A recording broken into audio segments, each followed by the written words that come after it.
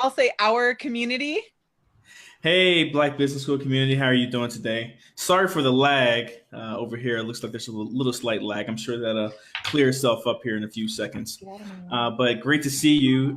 Very interested in picking the brain of Dr. K, or Andrew Kirkland, but Dr. K is what he goes by here in a few minutes. So, yeah, thanks for joining us today. Thank you. My pleasure to be here. I'm so excited to have you too. And I'll just do a quick intro for my audience. What's up? Legalize it, don't criticize it. This is Sonia Gomez coming to you live from Colorado. Super excited to be here on another bonus broadcast with our guest, Dr. Andrew Kirkland, and also Lawrence Watkins, who's representing the Black Business School and the Boyce Watkins Enterprises. Such an honor to have you guys on here today. This is Legalize It, Don't Criticize It, the place to be for cannabis, CBD, and the new and emerging business opportunities and professionals who are pushing this industry forward. Such an honor, you guys. Let me know where you're tuning in from. What city are you in? What state are you in? And as you're getting value from this video, I want you to go ahead and hit like and make sure that you share. And when you share, tag 5 people that you know this content is going to make a difference for. With your help, we've been able to impact over 27 million people's lives around the world. And I continue to need your support every single day to make sure that we are exposing the truth about cannabis, CBD, and ensuring that those who want to take advantage of the green rush can and will pop in and grab a piece of the green pie, if you will. So with that being said, give a nice legalize it, don't criticize it. Welcome to our friend and guest today, Dr. K, or Dr. Andrew Kirkland. Thanks so much for being here with us. It's my pleasure to be here. I always enjoy the topic. I enjoy sharing my journey and my knowledge and helping inspire others and helping to help others, which I think this is such a great avenue and great field to be able to help people with. It's fantastic. So thank you for having me here. Yeah, totally. So for those of us who are just getting to know you and haven't, learned about you or your product or your background, why don't you just take a few seconds or a few minutes and introduce yourself? Tell us who you are, where you're from, and what you're doing in the industry. My pleasure. I've been in practice for 20 years, pain management as a chiropractor. I practiced in London, England for the first 5 years of my career and practiced in Montreal, Canada for the last 15 years. The Canadian landscape here is that we've seen medical, legal cannabis in the last few years. And as a result of that, I've had patients in practice asking me questions about their health. How can cannabis help them? And that inspired me to go off and be able to give patients legitimate answers. So I attended conferences, did lots of research, and really had my eyes open tremendously to not only the historical use of cannabis, but the present day, modern applications and potential to help people. And the more I learned, the more I was inspired, the more patients asked questions, the more they benefited from what I saw. It just inspired me to do more and more. And as a result of that, in the last few years, I embarked really on getting into the cannabis industry, lending my, I'll say, professional experience and credibility and clinical expertise into the space to be able to form what we've called Dr. Kirkland Therapeutics, which is a brand of topical products, which we launched in California through a co-manufacturer named BAS Research back in September of this year. And we have, fantastic interest in the brand. We're seeing terrific testimonials from people with the response that they're getting, the relief they're getting, and we're seeing opportunity just spread everywhere. Multinational, national distribution, all sorts of things. So, the demand is there. Patients are really looking for answers. They're looking for relief, and I firmly believe, as a health professional, that cannabinoids and cannabis, hemp, CBD offer fantastic relief to people. So I'm very happy to be able to share my experience and expertise and hopefully inspire people along the way. Well, nice to have you on the right side of the spectrum. No, I'm just kidding. Moving from, that has to be a pretty big leap, moving from pain management in the more traditional medical field and approach to, discomfort or physical discomfort. What was that shift like for you when you, first of all, how did you decide that you were going to come out of the cannabis closet or make the jump if you will. And what was that like for you, moving away from traditional medicine, or not totally away from it, but adopting the practices with cannabinoids, both THC and CBD? Yeah. Well, I've always had the professional belief that it's the patient first. And so, in this situation, it's very clear to me that there's tremendous opportunity to help people. So, in a way, it was a simple decision. We're going to help people, in a different manner, in a different journey or different direction. But my professional expertise over the years was really always more based on natural approaches to healthcare. Avoiding significant prescriptions and heavy-duty medication use, and I was always geared more towards the natural approach of pain relief and pain management.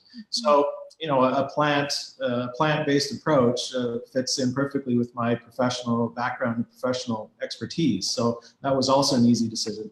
I'd say the biggest thing is the taboo around cannabis, and so being a health professional in the cannabis space, certainly I had some reservations there, and I had some interesting conversations with people. But ultimately, if you just take a step back and I say to myself, I'm here to help people, we're here to help people. So we move forward and we do what we can and share our knowledge, information, my knowledge and information, and hopefully inspire people into better health. So, Dr. K, I have a question. You mentioned the transition. How do your peers view you in the traditional medical space? Do they view you with I'm glad someone finally is doing this, or do they view you with skepticism, or how do they go about viewing you? We've certainly had both. Obviously I very much enjoy the person who says, fantastic, good for you, glad to see you doing this. The person who says, there's not enough science behind it, and maybe it's placebo, and it's just, it's just so much interest that people are just hopping on the bandwagon. I like those challenges, and I like to, share information that I have, and hopefully raise more awareness for people to make the right decisions. I do have a bit of a different experience here in Canada, that we are federally legal, and so you can go to your GP and talk to them about a prescription for cannabis. So there's definitely much less taboo here. And what I'm seeing in the States is a big shift in professional interest and expertise really coming to the forefront and wanting to be involved, from research through to, in their field, they see this potential application for cannabinoids and they want to figure out how to get that out to market and how to help people. So, I guess perhaps my view is a little skewed because I'm in the industry and I speak to people, very often who are heavily involved and proactive and all sorts of things, But I think generally tide is changing, and, there's enough stats out there about public perception. And, no doubt medical professionals form part of the public, so their perception is changing as well. So I think the future is quite bright for not only for the industry, but for, at the end of the day, the patient to get better expertise and knowledge and advice about cannabinoids. This is a really, really interesting time for me, especially, my journey with cannabis started out as, like so many of us, as a rebellious sort of teenager, weekend consumer, if you will. And then while I was doing the thing that I loved the most, I was surfing one day and was thrown from my board, and I hit the floor like a ton of bricks, nearly lost my life that day. And that accident actually triggered a whole series of symptoms and a pain syndrome that altered the course of my life for years. I almost didn't graduate high school. I was spending 3 out of 5 days in the hospital doing experimental testing, CAT scan after CAT scan, MRIs. I mean, you name it, I did it. And what it felt like was every time that I was completing a test and revisiting my specialist, they were just giving me another prescription medication that would either strengthen the one I was already on or reduce the side effects of the one I was already on. And at some point, as an otherwise healthy teenager, 17, 18 years old, I was taking over 7 medications, stuff to bring me up, stuff to take me down. And I felt totally helpless, ended up gaining 100 pounds, and was literally just watching the life bleed out of me at that point. And I know that here in the US, there's a huge epidemic of opioid addiction right now. And as I'm watching the comments in our community, I'm looking at folks who are saying, how can I use cannabis to transition off of my medications? Do I really need to be taking so many pain pills, or can cannabis truly help me manage my pain? And I'm really excited to ask this question to you, or defer this over to you, because I think that there is, number one, a fear factor to say, what will happen if I don't take my medication? Will this actually work? Yeah. And then on the other hand, I think that there's also a concern that they will be defiant with their doctors and somehow lose their care. Yeah. And I've heard horror stories like that. So as a formulator of a topical product with cannabis, and also as somebody who has supported people through the medical system as well, what do you say when people ask you that? Does this really work? Can this work for me? And how do I make this type of transition so that it actually does work long term? Yeah. First of all, your story, I'm very happy to see where you are and how you've come out of it. There's so many people in the industry with, a reason to be here, similar to what you're describing. So I find that quite amazing in itself, that, there are plenty of testimonials out there from people who are now involved, looking to share the word, right? So, my topical experience in reduction of opioid use, I think, is really a crucial part. And so I think as well, again, the medical professional who may advise against cannabinoid, I think that's going to change fairly rapidly. And I think the opioid epidemic, interestingly, is a big factor shifting cannabinoid awareness, right? The research that I know of, there was actually quite a bit of research done in Montreal on pain management, and it does show that especially chronic pain responds well to cannabinoids. And the interesting thing up here is that we have randomized controlled trials happening with government grants to provide major research. So we're going to see a lot come out in the next couple of years, and it's going to change the landscape, I believe, very dramatically. Then you have research coming out of Israel, and so at a certain point, there's going to be enough research to not be able to argue against it, basically. And then it becomes raising awareness amongst the prescribing professionals that they got to take a different route and be open to having that discussion with patients. In practice, I've had people come in, because I'm not prescribing, I can simply give advice and tell them if they do need a prescription, go get that prescription. I've had people come back and say, it didn't go so well, right? Now, ultimately, you got to be in charge of your health. And so you got to sort it out, and you got to persist. And, if it does mean finding someone else to help you with information and prescription, then you got to persevere, because I think the end result for your health can be very dramatic and very rewarding, and just like what you've seen for yourself. I think it's it's important for people to take their health in their own hands and be in charge and go get the information they need to make a good decision. Having said that, cannabinoids is not a panacea to fix every problem for everybody out there, right? I mean, look at any prescription medication. There's a certain rate of effectiveness that works well for some people and does nothing for other people. I believe the effectiveness of cannabinoids is higher than pharmaceutical-based medications because of its natural effect on the body and this endocannabinoid system, and so many receptors and so many different systems in our body that I believe the ultimate potential for cannabinoids to help is greater than synthetic pharmaceutical applications. So, I think right there, just the odds are great that, especially in categories where we do see people really benefiting from pain to sleep to, appetite to all sorts of things.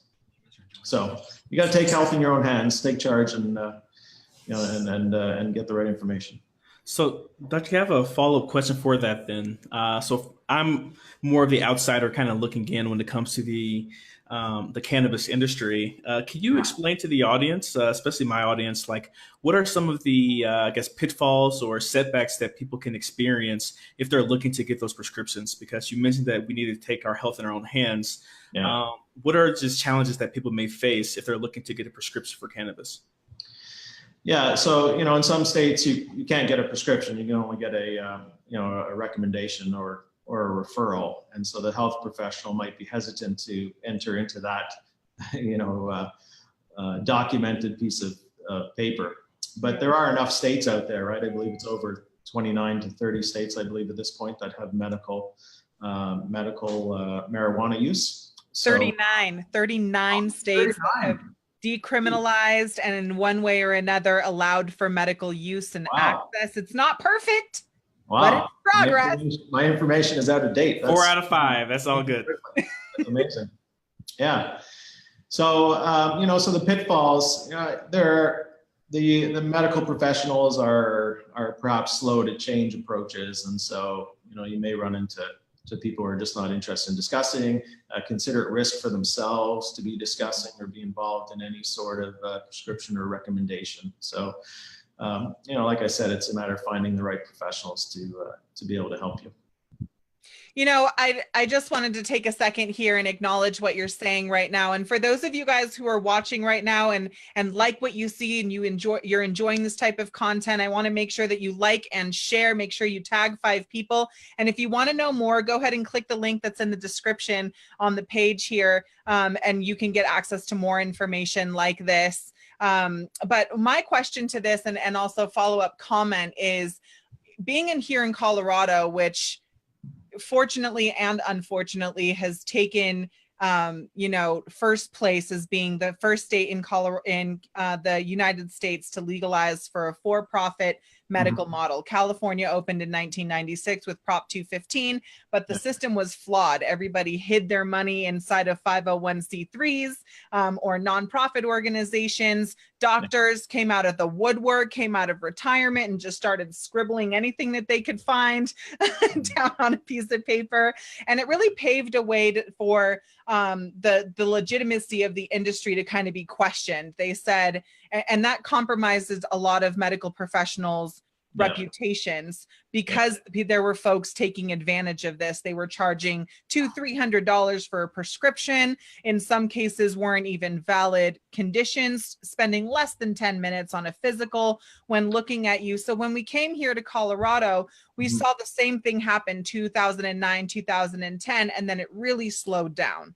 Really slowed down. And the folks who are continuously writing medical prescriptions and truly educating folks on the benefits of using cannabis, not solely, but as a collective, as part of your toolkit when you're managing your health and your conditions, are really, really powerful. And one of the things that I've discovered is, to second what you said, is cannabis is not a fix-it-all. It's not the only tool that you need in your toolkit. You need many, many tools, especially if you're going to manage your health and well-being and existing pain syndromes. You need many tools and approach things from multiple angles in order to be successful there.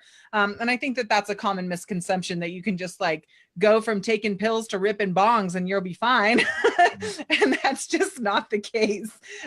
You really need to empower yourself. And I think doctors, the more competent that they become, the more confident they will be to not only discuss, but recommend cannabis as a natural alternative to the pain. You make a recommendation and you see a patient come back and benefit from it, it reinforces your clinical experience. So you can read all the research you want, but until you see it really in front of you applied and see someone benefit from it, that's what really crystallizes it for most professionals. So you do see some great clinics forming that really focus on cannabinoid therapy, and those, if you have access to those, that's a fantastic resource for yourself.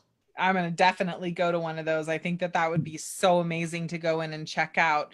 One of the things I'm interested in, Dr. K, and I think a lot of folks, as they're considering getting into the cannabis industry, are kind of wanting to know how do I navigate this? What are the best practices, if you will, when you're making that transition from your current occupation or your current skill sets into the cannabis industry? What are some advice or some tips and tricks that you can offer our audience as they're considering cannabis as their new cash flow?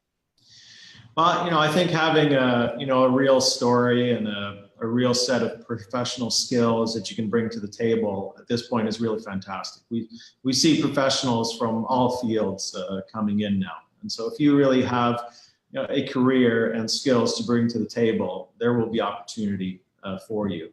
And I give an example. We, at the lab in California, we see health professionals coming in almost every week saying, I have this concept, this idea, this is what I see in practice, this is what I see with my patients, and I would love to be able to develop this product for them. So they have clinical expertise, they have an understanding of the physiology and all the potential benefit, but they have no idea about the cannabis space, right? So finding that entry point, if you have that great idea, is obviously very important. But if you can find that, bring your skills to the table, I think there's fantastic opportunity there. But I think you gotta be real as well. Maybe I'll say this with a bit of hesitation, but there's so much money pouring into the industry that to simply jump on the bandwagon because you want to make a lot of money. It's my personal opinion that it only gets you so far. I think you really need, a reason and a cause, and be motivated, for the right reasons in order to be successful. I'm sure there'll be lots of people successful just because the industry is just moving so fast and growing so quickly. But I think, to create something that has a lasting value, I think if you're rooted in the right cause and the right reasons, I think you create something. Something special potentially. So, Dr. K, how did you find your entry point? There's a story I love to tell. In practice, there were a couple, mid-80s, husband and wife, and she had fibromyalgia. I'd known her for 10 years. Every single time I saw her, she would be in tears. She's been through the whole range of prescription medications. Her health has deteriorated. Her memory has deteriorated. It was quite sad to see her, and she would cry every time I saw her. Depression for sure due to chronic pain and memory loss. So she came in one day with her husband, and her husband is he's a big strapping 6'4" gentleman. He's a PhD medical ethics professor, extremely bright, but extremely conservative. And they were there together. And I thought, I've seen her struggle so much. I think it's my responsibility at this point to make a recommendation that they go research medical marijuana for her health. So I say this to them, and I'm kind of, not sure what the reaction is going to be like. And of course, they both looked at me a little strange and said, "Okay, we'll go research that." Anyways, they left, and I didn't think much would come of it. But the next time I saw them, about a week later, they came back and said, "We've done our research. We've contacted the best known medical people in their network, and they said, absolutely, we're going to do this. We're going to try it." So they got the prescription. In Canada, you have to send off. It's like a mail away system. So they got their cannabis mailed to them, and this was in the winter. If I speak in Fahrenheit, it was probably minus 20 Fahrenheit or something at the time. And so, the only thing they could get was flour. So they got flour, and they literally had to roll it into a joint and smoke it on their balcony, that they come in and they tell me the story. And so, the bottom line is that she improves, and she does dramatically better, and she's not crying anymore, and she has less pain. And, again, it didn't solve every problem under the sun, but it was quite amazing clinically to see how she changed. And then I take a step back and I think, okay, here's an age group, mid-80s. I'm blown away that they're willing to try, medical marijuana in their mid-80s, okay? And then secondly, in order to do so, they had to be standing on their balcony in the middle of winter for their health, right? So in no way is that a good way to try and improve your health, right?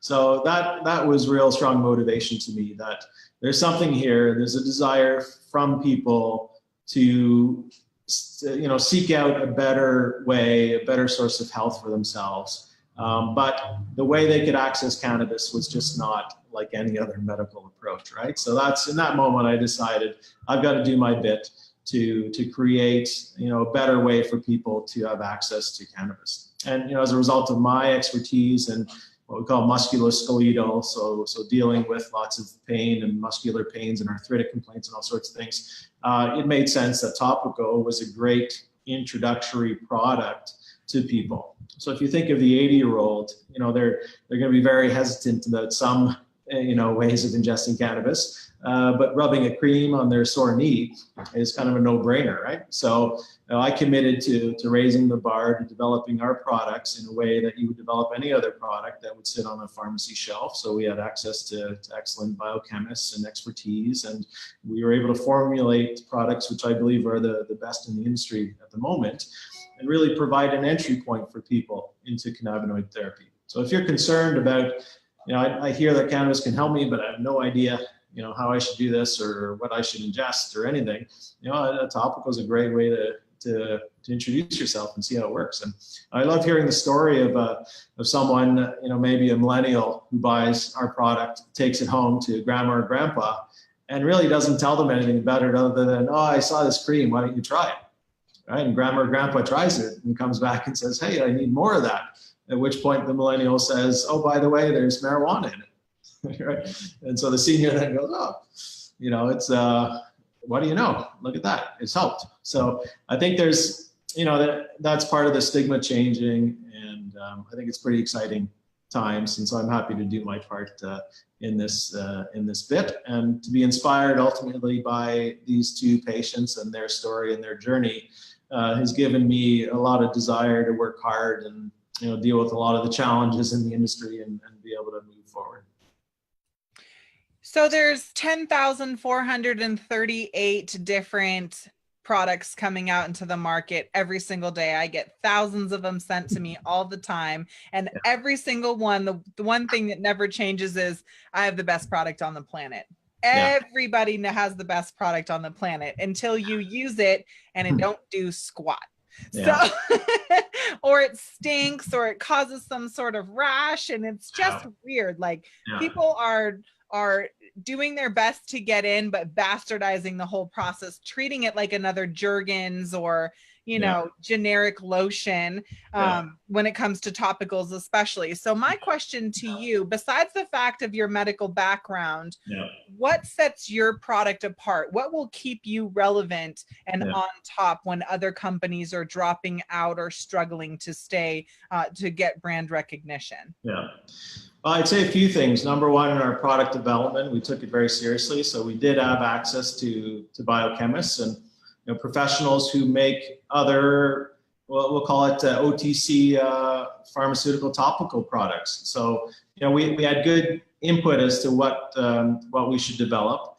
My professional expertise in using topicals for 20 years, I know what people like, what they don't like, and I wanted a product that people were happy to use, and so we went on to do some testing, focus group testing, and I believe we're probably the only product out there to have done focus group testing to make sure that people like the smell, like the texture of it, actually want to use it.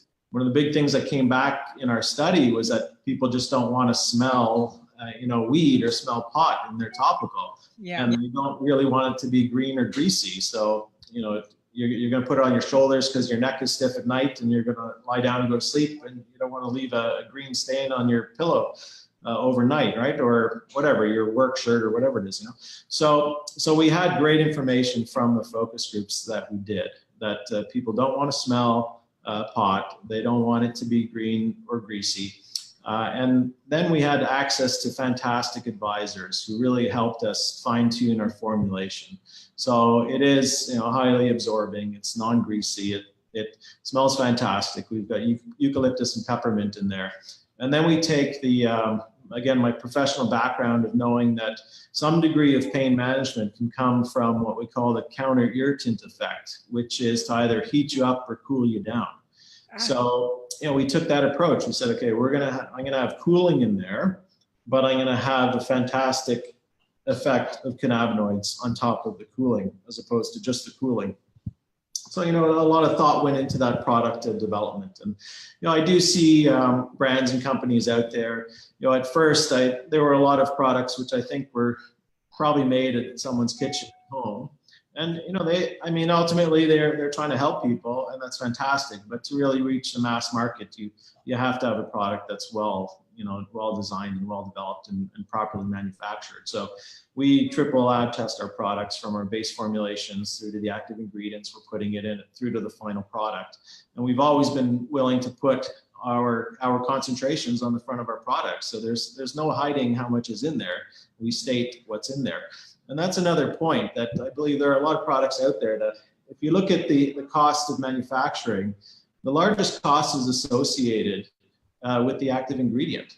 So, if you're going to try and cut costs on your products, you're probably going to shave a lot of the active ingredient out of the final product. But we do know there's something called therapeutic concentration. You have to be at a certain level in your product for it to have an effect when you're applying it to your skin. So we were very aware of that, and we've hit that target with our products out there. But you do see some where the concentration is so low that it really has to be it's a pleasant experience, a placebo effect. You like the fragrance, you like how it feels, but there's not enough cannabinoid in there to really have an effect. So those are some of the things that we took very seriously in our product development. And then lastly, I put my name on the box, right? So I'm putting my professional reputation there, and I take that very seriously. I want people to benefit from the product, and my name is up there. So I can stand behind the product and say that this was developed properly, and we're hoping to help as many people as possible.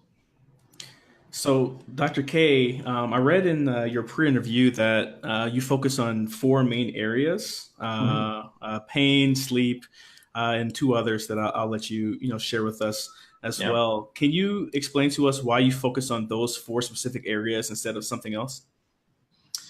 Well, there are a few reasons. One is that, again, in practice, those are the categories I was dealing mostly with. And so the 4 categories are pain, and pain is for sure the number 1 segment for us. Number 2 is sleep.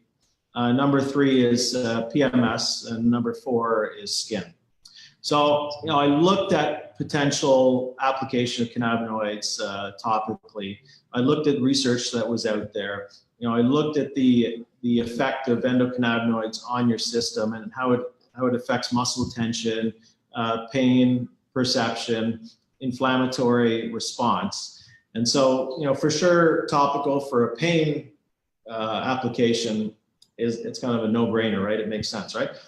Sleep, I find a very interesting one, because when you look at chronic pain is often associated with poor sleep. And so someone ends up really tired, and they feel worse the next day, and then they're even more tired. And so sleep ties into the chronic pain situation, and it would tie into situations I would see in practice. And we know that cannabinoids have a great effect on sleep, right? So we consider our cream, our sleep cream, really a primer for a great sleep ritual. So you can apply it to your shoulders, your neck, your temples, maybe a stiff jaw, and you can get that muscle release effect from the product. We then move into the PMS category, and this is where I give my wife 100% credit. She thought we should absolutely have a product geared towards women. And so we developed that product specifically, and that would be applied to low back, lower abdomen, to ease muscle tension and cramping. And then lastly, some of the most interesting research I would see was based on specifically helping skin conditions. And so I didn't want to have a range of products without being able to address skin specifically. So we created a very specific base formulation for that. It's fragrance-free, it's hypoallergenic, and it's really designed for specific skin situations. Yeah, and I live up, I'll say up north, where the bugs are very big, and one of the best ways to test cannabinoid anti-inflammatory potential is to put it on a massive mosquito bite, and you can almost do like a lapse video of the bite, the irritation going down. I literally thought you were gonna say put it on a mosquito. No. You lost me, like, just for when you said big bugs. I got goosebumps everywhere. I was like, nope. And then you were like, we're gonna put it on a mosquito, and then before you said bite, I was like, what? Mosquito bite. Mosquito bite. Okay, good. But it's fantastic. It works so well. So there is research out there showing that cannabinoids have a great anti-itch potential. So, a bad mosquito bite, lots of itch, it helps really well. So that's how we ended up in those 4 different categories. And then if you look at the application of those, pain, we have different products. So we have a quick drying spray, which you can use at the office or, somewhere where you can't reach very easily. And then we have a stick, which is more of a massage type formula to be able to really dig into muscle knots. And then we have our cream. And they all have a great, as I said, eucalyptus peppermint profile and a nice cooling profile. And I could say we have other product development underway. The brand is doing really well. We know there's great opportunity to help people, again, in the pain category and in the sleep category with other products. So exciting times. I realize we haven't done a good job saying the name of your product. Yeah, I was just thinking that, actually. Yeah. And people are like, hello, what is it called? Okay, so I'll say you have to spell the last name correctly, but the brand is called Dr. Kerklaan Therapeutics.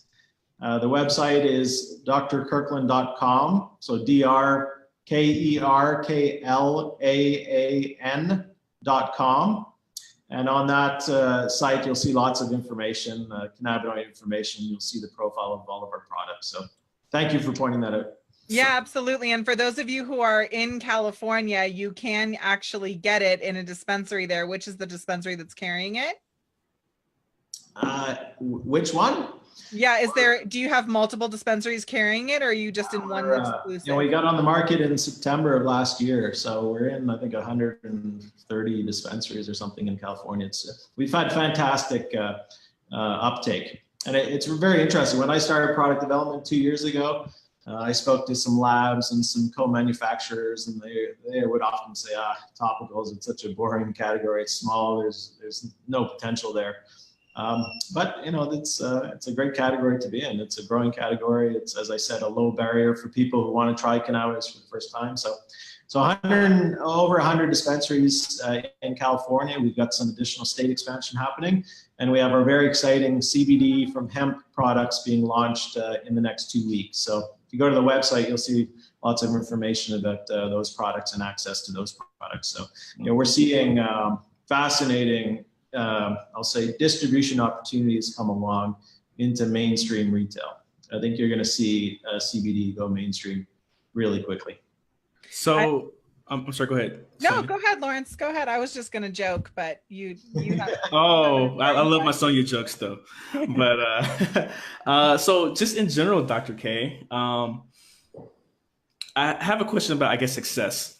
So if we were to look, what is your vision for Dr. Kerklaan Therapeutics? And if I were to ask a question, Dr. Kerklaan Therapeutics was successful if they did what? What would that look like? I think if we made it to the mainstream masses as the standard way to approach pain management. How's that? I mean, the man's got big vision. I could say, from my clinical experience, I always wanted to help people outside of the 4 walls of the clinic. I very much enjoy that one-on-one interaction, but I always thought there was opportunity to help people in a larger way. And so I'm super excited. For me, it's just, I'll say every day is a success when we get these great testimonials about people using our products. And we get some really special testimonials coming along that really almost blow me away in terms of what people are reporting effectiveness for. So. I think both answers are really, really good. On one hand, I hear the entrepreneur in you, which is it's kind of like Superman and Clark Kent, right? It's like, here we're talking to Clark Kent right now. Yeah. We're talking to Dr. If I messed up your hair a little bit, we're going to be putting you out there, getting you all over distribution. All stores with lady managers, they'll start hitting on you. We'll take all the products. You got to be sure, right? It's the industry has its challenges. There's definitely, so you have to be entrepreneurial. Unless you're Superman, and then you can just. No, but I think both answers are really super relevant and really good. And I think one of the things that you mentioned is you have to have vision, and you have to have a reason. And if you don't have the vision, like Amazon had the vision of like, everybody is going to be buying their books on the internet, and everybody else was like, are you crazy? No one's buying a book on an internet. Okay. Go to Barnes and Noble, my friends. Like, it was a very archaic way of thinking about it. So the fact that you, from the medical professionalism that you carry, can also say, I believe that this will go mainstream, that cannabinoids will not only be accepted, but retailed, so that we have not only safe access, but, you know, mass distribution. That's major. And it's important to have a vision, and it's important to have that bigger reason. Like, what are you willing to do to get it there? All of the basis and foundation of your product is really solid. So I'm excited to give it a try myself. And then on the other side, more conservatively, we can see that your social impact and what you're able to do, you want to be able to scale. That's a lot of the reason why my husband and I sold our dispensary. People are like, oh my God, right before legalization, you could be making millions. We're like, yeah, but we're actually impacting millions right now, which is amazing. And if you look at it, money is really just a fuel for you to be able to do more of what you already love to do. And if changing people's lives and impacting people and impacting communities and, you know, helping people, if that's such a blanket statement, but helping people is something that you are passionate about, the success of your business makes those things possible. And if you don't have that vision in the forefront, if that's not, you know, number one with, here's my vision, here's my goal, and this is how we're going to reverse engineer to achieve that, then, you know, I don't think it's cheeky at all. As a matter of fact, that makes me more excited about your product, because I know what kind of mentality you're approaching your formulations, your business plans, your, you know, all of these different things. That's what I'm like, okay, that's a company I could get behind and get excited about, and I would want to duplicate that in my own business. I can put this in context too. I'm not one to to gloat or to toot my own horn, so to speak. We really do have discussions with mainstream national distribution happening, and it's a super exciting time to see that so many people are going to get access to cannabinoids. So Superman's coming to America. Look for me on a billboard somewhere soon. That would be an interesting mix of two movies: Superman and Coming to America. That would be a good one, I think. All right, let me hear your inspirational quote, and I can see you're a deep thinker. So, what is a quote? A word of wisdom. What is a quote that you lean back on? I'm a man, a person, a few words. So what I say is really what I feel. And I do have this one quote in my head often, which is that stress comes from being too attached to the outcome. And it really, I stop and think about what that really means. It impacts a lot of what I do in the day. And so, you got to get up, you got to focus on what's in front of you. I use the example of a horse in a race, with the blinders on. You gotta keep your head down. You got to work hard. You got to do what the task is in front of you. But at the same time, while you're doing that, you can't spend a lot of energy stressed about what's going to happen, or what's going to happen here, what's going to happen there, what's going to be the outcome from this and that. If you dwell too far in the future, you wreck your energy today. So it is a quote that I often use, and it's a quote I use on myself. It's not necessarily something that I've fully mastered, but when you focus on the task at hand and you don't worry about the future, I think you have a lot of potential to get a lot done. And I certainly look back over the last few years, the instrumental decision to go down this path has been life-changing. It's been incredibly exciting, and it's completely blown me away. I would have never predicted a few years ago where we would be today. So who knows where we are in a few years' time, but super exciting. Just focus on the task at hand and get it done. And I do say the race is on, so get up every day, work really hard, because everybody's racing in this industry. So true. So true. Spoken like a true genius. I think people really take for granted the fact that, just because it's cannabis, a lot of people think that you can just get in where you fit in, no big deal. But it's actually a lot harder to not only get in, but stay in. A lot of folks are looking at this as, the true green rush, the new gold rush. You can pioneer this and just get in anywhere and make millions of dollars. And the ones who I've heard it consistently, I think you're the fourth or fifth, high level business owner who's either formulating their own product or in some way owns their own business in this industry. And when I ask that question, what is going to keep you relevant? The answer across the board has been, well, you can't come in with a hit it and quit it mentality. You have to be in here with a big vision, a long haul type mentality, and a sense of stick-to-itiveness. You can't just get in and get out if you really want to make it the impact or the income that you're looking for from having a business in this industry. I'm so super grateful for the work that you're doing. Thanks for jumping ship and coming to our side. We really need guys like you.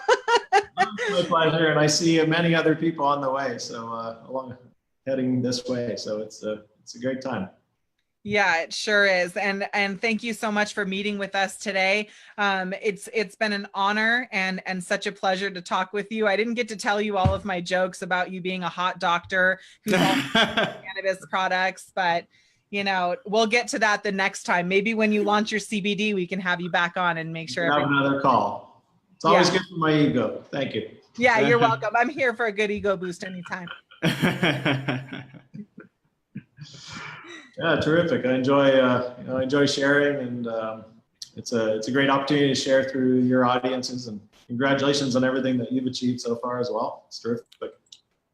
Thank you. Yeah, thanks so much. Hey, you guys, we're going to wrap it up on this end. Lawrence, I'll let you take it away. You guys, this was another episode, bonus broadcast, Legalize It, Don't Criticize It, the place to be for cannabis, CBD, and the new emerging markets that are making the cannabis, that's making all of this availability possible for you, the people that you love, and the conditions that you might be suffering from. I'm your host, Sonia Gomez, and I'll see you on our next show. Lawrence, take it away. All right, no, I have nothing else to say. So I'm Lawrence Watkins. Thanks so much, and you guys have a great day. All right, bye-bye.